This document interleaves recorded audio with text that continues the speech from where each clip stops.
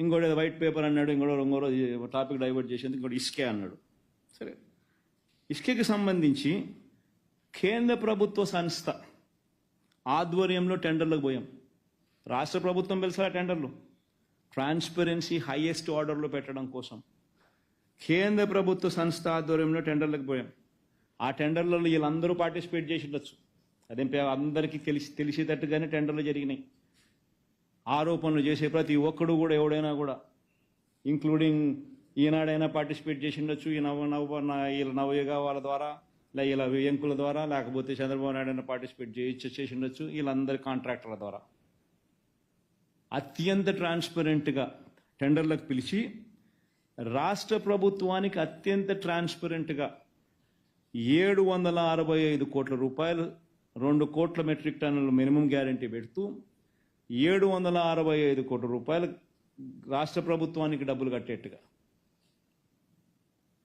అంటే 5 ఏళ్లలో 3,825 కోట్ల రూపాయలు రాష్ట్ర ప్రభుత్వానికి ఆదాయం ఇంతకు ముందు లేదు. నేను ఒకటి చంద్రబాబు నాయుడు అడుగుతా ఉన్నా, ఇసుక గురించి మాట్లాడేటప్పుడు ఎవడైనా కూడా, ఈ 765 కోట్ల రూపాయలు సంవత్సరానికి వచ్చే ఈ ఆదాయం ఇంతకు ముందు చంద్రబాబు హయాంలో ఎందుకు రాలేదు?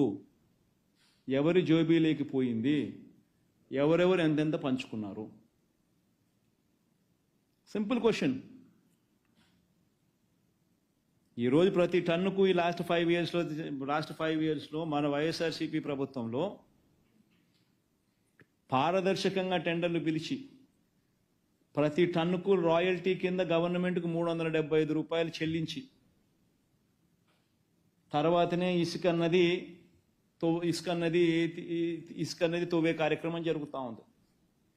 ఈ తవ్విన ఇసుక కూడా ఏ రేటుకి అమ్మాలి అని కూడా ప్రతి నియోజకవర్గంలో ఏ రేటుకి అమ్మాలి, దానికి రీజనబుల్ ట్రాన్స్పోర్ట్ కాస్ట్ వేసి ప్రతి ఆదివారము పేపర్లలో పబ్లిష్ చేసి, ఇంతకన్నా ఎక్కువ రేటు ఎవరైనా కూడా అమ్ముతే ఈ నెంబర్కు ఫోన్ చేయండి, ఈ నెంబర్కు ఫోన్ చేస్తే యాక్షన్ తీసుకుంటాము, తప్పు చేస్తే 2 ఏళ్ల జైలు శిక్ష, 2 లక్షల రూపాయల జరిమానా అని కూడా ప్రతి వారం పేపర్లో ప్రతి ఆదివారం పేపర్లో పబ్లిసైజ్ చేస్తాను.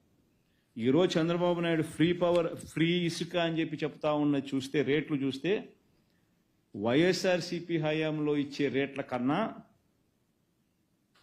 ఈరోజు ఎక్కువ రేటుకు అమ్ముతా ఉండరు. వైఎస్ఆర్సీపీ హయాంలో ఇచ్చే రేటు కన్నా ఈరోజు ఫ్రీగా శాండ్ ఇస్తానని చెప్పిన చంద్రబాబు నాయుడు అంతకన్నా ఎక్కువ రేటుకు అమ్ముతా ఉన్నాడు ఈరోజు.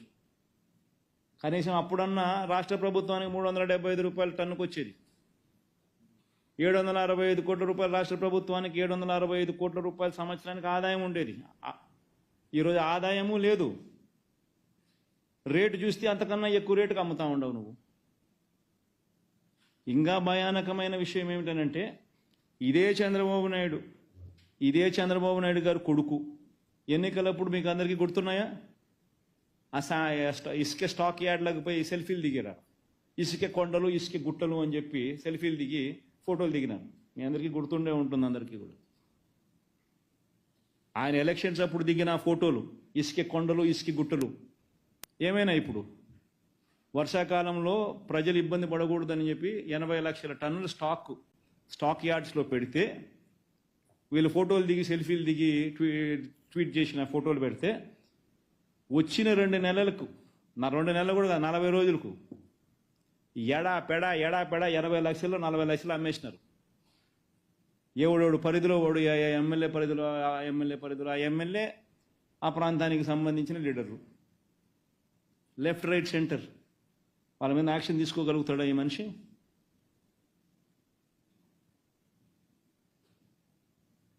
టన్నుకు 765 టన్నుకు 375 రూపాయలు, 765 కోట్ల రూపాయలు సంవత్సరానికి రాష్ట్ర ప్రభుత్వానికి, రాష్ట్ర ఖజానాకు ఆదాయం వచ్చింది.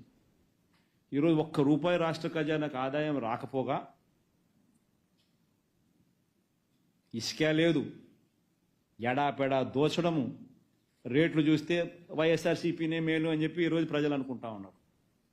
వైఎస్ఆర్సీపీ టైంలోనే రేట్లు తక్కువగా ఉన్నాయి, ఈయనేమో ఉచిత ఇసుక అని చెప్పి ఈయన చెప్పినాడు. నేనేమో ఇల్లు కట్టుకోవడం ఆపేసిన 2 రోజులు. ఆయన ఉచితంగా ఇస్తాడు కదా ఇసుక, అంత నాకు డబ్బు మిగులుతుందేమో అని చెప్పి తీరా ఆయన ప్రభుత్వం వచ్చిన తర్వాత నేను ఇసుక కోసం పోయేసరికి రేటు చూస్తే అప్పుడు వైసీపీ టైంలోనే రేట్లు తక్కువ ఉన్నాయి, ఇప్పుడు ఎక్కువ రేట్లు ఎక్కువ ఉన్నాయని చెప్పి ప్రజలు అంటారు. వాస్తవం కాదా నేను చెప్పేది? కళ్ళ ఎదుట కనపడుతుంది దోపిడీ. ఆయన ఏలెత్తి ఇంకొకరి మీద చూపిస్తాడు.